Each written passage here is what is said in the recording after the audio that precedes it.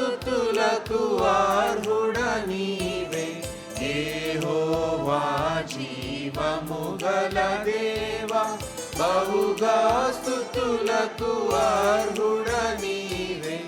అన్యజనులలో అన్యత చూపుచు, అన్యజనులలో ధన్యత చూపుచు, హల్లెలూయా స్తుతి గానము చేసేదా, హల్లెలూయా స్తుతి గానము చేసేదా.